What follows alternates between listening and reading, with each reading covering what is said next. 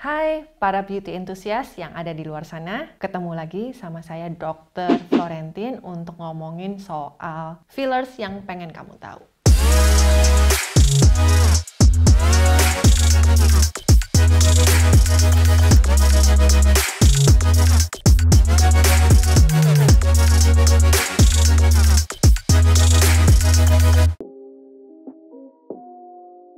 Dia ada yang bertanya, filler itu apa sih dok? Filler itu terbuat dari asam hyaluronat. Asam hyaluronat tersebut dibentuk dalam substansi berbentuk seperti gel dan kemudian disuntikkan di bawah kulit. Nah, fungsinya apa? Yang pertama, filler tersebut memberikan volume pada bagian-bagian yang kehilangan volumenya, misalnya pada proses penuaan. Yang kedua, dia bisa memperbaiki tekstur dari kulit dan bahkan untuk kerutan-kerutan yang halus semakin tersamarkan.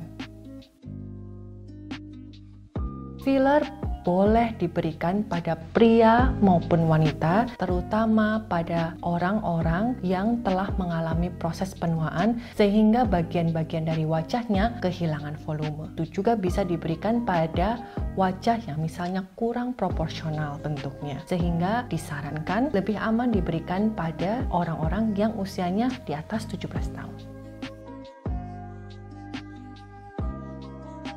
Cara kerja dari filler pada dasarnya adalah mengisi bagian yang hilang karena proses penuaan. Dan karena komponen asam hyaluronat itu merupakan sesuatu yang alami dari tubuh kita, sehingga itu juga membuat produksi kolagen jauh lebih cepat dan membuat wajah menjadi lebih muda dan lebih supel. Untuk filler yang baik itu harus dilihat dari proses produksinya juga. Proses produksi yang baik adalah proses produksi yang aman dan bebas dari kontaminasi. Yang kedua, filler tersebut mempunyai hidrasi yang baik sehingga pada waktu disuntikan tidak menyebabkan edema yang berlebihan. Kemudian ada yang disebut dengan namanya G'. G' adalah besar dari molekulnya. Semakin besar molekulnya akan semakin lama terdegradasi. Tetapi perlu diingat bahwa setiap filler itu mempunyai G' yang berbeda untuk bagian wajah yang berbeda. Sehingga itu perlu nanti dikonsultasikan dengan dokternya masing-masing.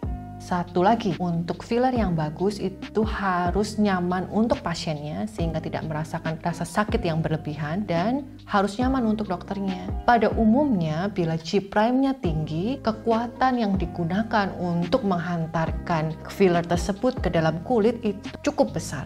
Tetapi beberapa filler diciptakan dengan teknologi yang khusus sehingga hantaran energi yang digunakan itu cukup sedikit, tetapi daya untuk membangun volume baik sehingga dokter pun menjadi sangat nyaman dan presisinya menjadi baik.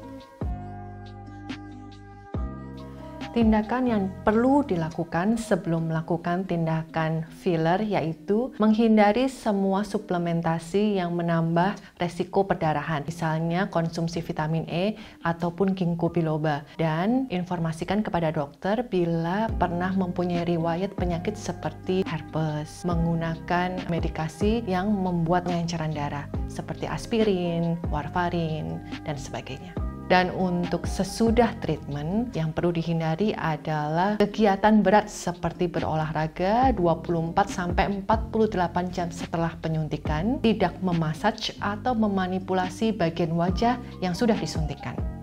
Nah, para beauty enthusiast, itu adalah part 1 mengenai filler. Nanti di part 2 saya akan bicara mengenai fakta dan mitos mengenai filler dan komplikasi yang kemungkinan terjadi ketika penyuntikan filler itu tidak secara tepat. Kalau teman-teman punya pertanyaan lebih mendetil, boleh ditulis di kolom di bawah ini. Dan jangan lupa subscribe ya untuk nonton video edukasi-edukasi yang lainnya. Bye-bye!